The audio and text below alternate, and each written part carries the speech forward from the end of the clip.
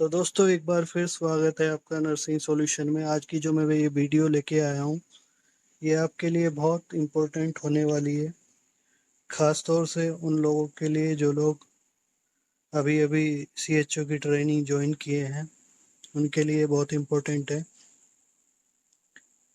जैसा कि आप सभी जानते हैं कि ऑनलाइन क्लासेस स्टार्ट हो चुकी हैं, तो उसमें क्या है कि मैंने देखा है कि बहुत सारी प्रॉब्लम्स आ रही हैं बच्चों को।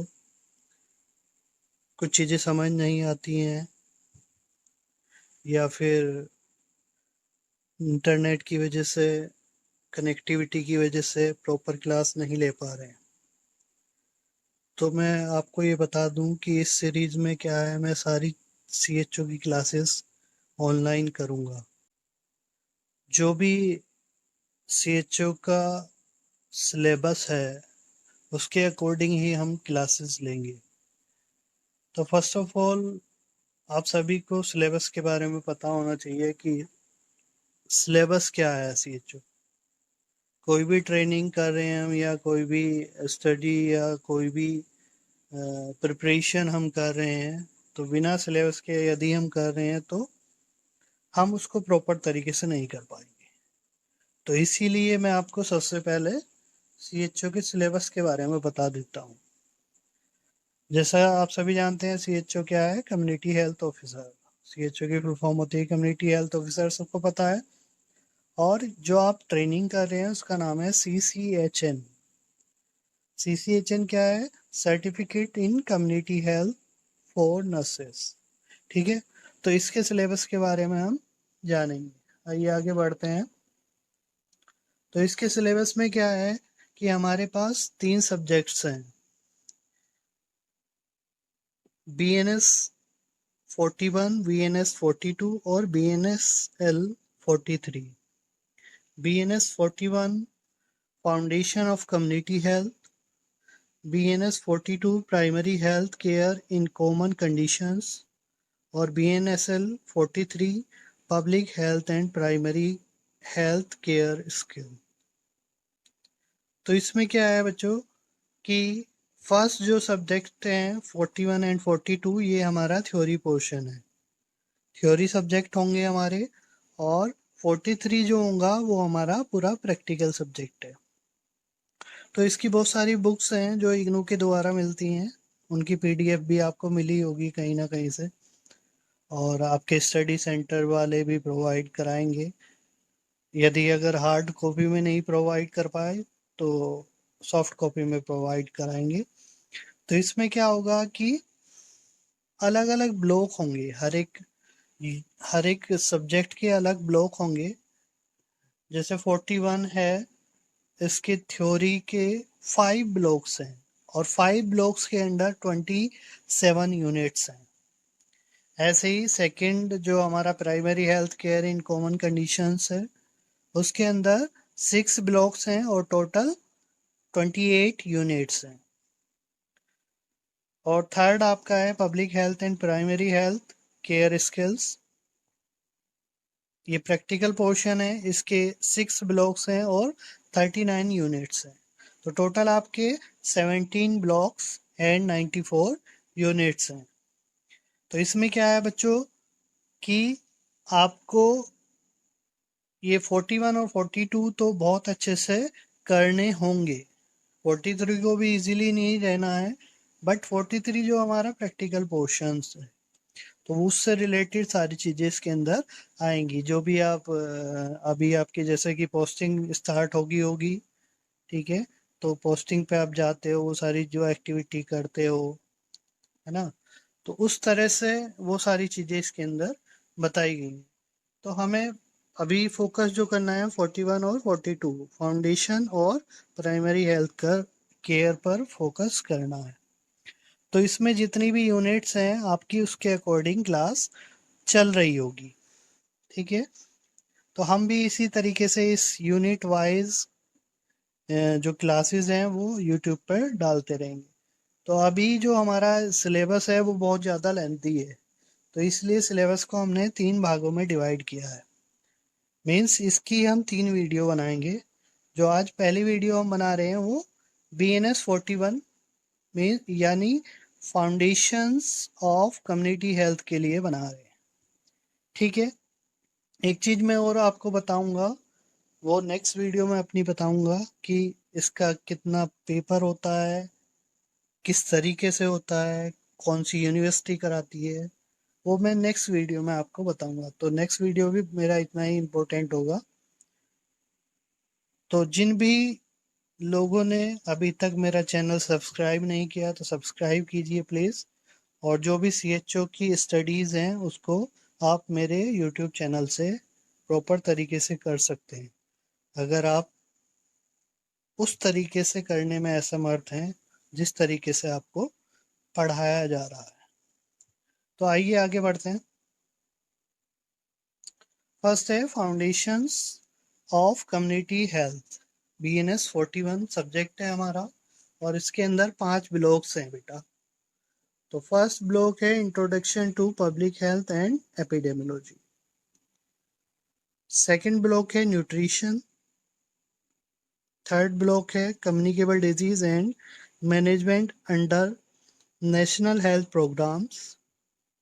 फोर्थ ब्लॉक है non communicable disease and management under national health programmes. और फिफ्थ ब्लॉक है कम्युनिकेशन मैनेजमेंट एंड सुपरविजन। ठीक है, तो इसके अंदर 5 ब्लॉक है। कौन कौन से? फर्स्ट जो रिलेटेड होगा वो पब्लिक हेल्थ एंड एपिडेमियोलॉजी का जो इंट्रोडक्शन है उसके बारे में है। सेकंड जो है आपका न्यूट्रिशन के बारे में है। थर्ड है जो वो कम्युनिकेबल डिजीजेस के बारे में है। फोर्थ नॉन कम्युनिकेबल डिजीज के बारे में है। एंड फिफ्थ जो है वो आपका कम्युनिकेशन मैनेजमेंट एंड सुपरविजन है। तो आइए आगे बढ़ते हैं। फर्स्ट ब्लॉक के बारे में हम जानते हैं 41 के। तो ये फर्स्ट ब्लॉक है, introduction public health and epidemiology. तो इसमें सबसे पहला क्या है? Concept of community health. लग रहा है सुना हुआ, इजी है, कम्युनिटी में पढ़ा होगा सबने। सेकंड है health care planning and organisation of health care at various level. Third है एनवायरमेंटल हेल्थ एंड सैनिटेशन।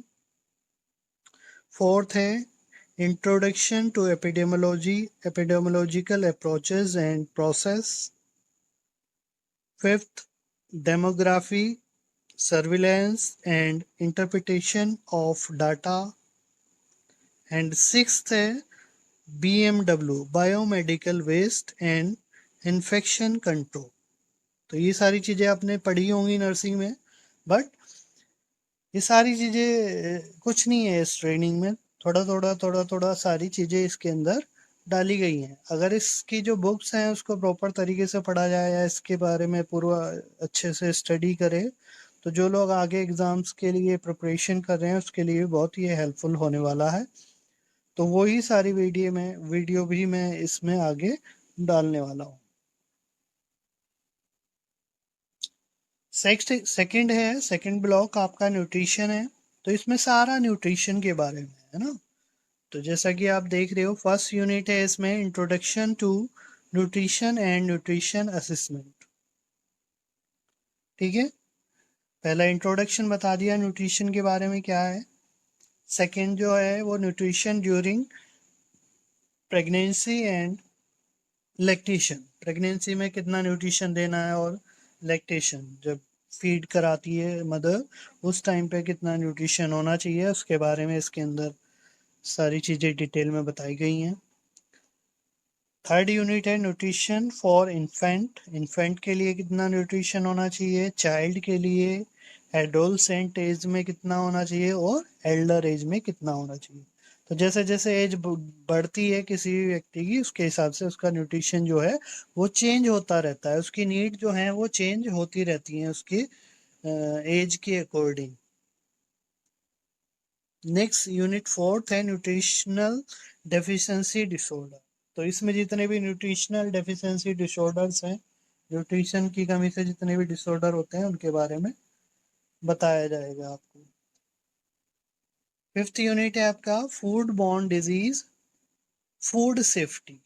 ठीक है, फूड बॉर्न डिजीज के बारे में आपको बताया जाएगा, कौन कौन सी डिजीज से कौन कौन सी कौन कौन सी डिजीज कौन कौन से फूड की वजह से होती है ना, और कि भाई उसे प्रिजर्व अच्छे से नहीं किया गया है या किस तरीके से इसमें कंटामिनेशन आया है ना, वो सारी चीजें इसके अंदर बताएंगे। और फूड सेफ्टी किस तरीके से इसको मैनेज कर सकते हैं, है ना, प्रिजर्व हमें कैसे कैसे करके रखना है, ये इसके अंदर स्टडी करेंगे। नेक्स्ट ब्लॉक की तरफ चलते हैं। थर्ड ब्लॉक है communicable disease and management under national health programme. ठीक है, जो कम्युनिकेबल डिजीज है वो क्या है और उनका मैनेजमेंट किस तरीके से नेशनल हेल्थ प्रोग्राम के द्वारा किया जाता है। तो फर्स्ट इसके अंदर फर्स्ट यूनिट है epidemiology of specific communicable disease. ठीक है, स्पेसिफिक कम्युनिकेबल डिजीज जो कुछ चुनिंदा कम्युनिकेबल डिजीज है उसकी स्टडी किस तरीके से, एपिडेमोलॉजिकल स्टडी किस तरीके से की जाती है, वो सारी चीजें इसके अंदर जानेंगे। नेक्स्ट है कम्युनिकेबल डिजीज फर्स्ट। जो कम्युनिकेबल डिजीज है इनको 3 पार्ट्स में डिवाइड किया है और आगे आने वाली यही सब यूनिट बना दी गई हैं अलग अलग। तो फर्स्ट में क्या है, वेक्टर बोर्न डिजीज आ जाएंगी, सेकंड में इन्फेक्शियस डिजीज आ जाएंगे और थर्ड में जोनोटिक डिजीजेस आ जाएंगे। तो ये भी हम डिटेल में पढ़ेंगे जब यूनिट डिस्कस करेंगे, तो उसके बारे में बताएंगे कि क्या होता है कैसे होता है। तो नेक्स्ट ब्लॉक की तरफ चलते हैं, क्योंकि हमें जो है ज़्यादा लंबा लेंथी वीडियो नहीं बनाना है कि भाई सिलेबस के लिए इतना बड़ा वीडियो बना दिया तो थोड़ा बोरिंग हो जाता है, सुपरफिशियली बताना है बस अभी। नेक्स्ट है block 4 non communicable disease and management under national health programme. जैसे हम कम्युनिकेबल डिजीज के बारे में पढ़ेंगे इसी तरह से नॉन कम्युनिकेबल डिजीज के बारे में पढ़ लेंगे। तो इसमें यही एपिडेमियोलॉजी ऑफ स्पेसिफिक, जो भी स्पेसिफिक नॉन कम्युनिकेबल डिजीज हम चूज करेंगे स्टडी के लिए तो उनके बारे में जानना। तो NCD-1 आ गया, non communicable disease 1 second unit के अंदर। तो इसमें डिवाइड कर दी गई हैं, जैसे कि जो नॉन कम्युनिकेबल डिजीज है जैसा आपको पता होगा हाइपरटेंशन है, डायबिटीज है, कैंसर है ना। तो इस तरीके से ये डिवाइड की गई है। कुछ जो चीजें हैं वो फर्स्ट में पढ़ेंगे, कुछ हम NCD सेकेंड में पढ़ेंगे।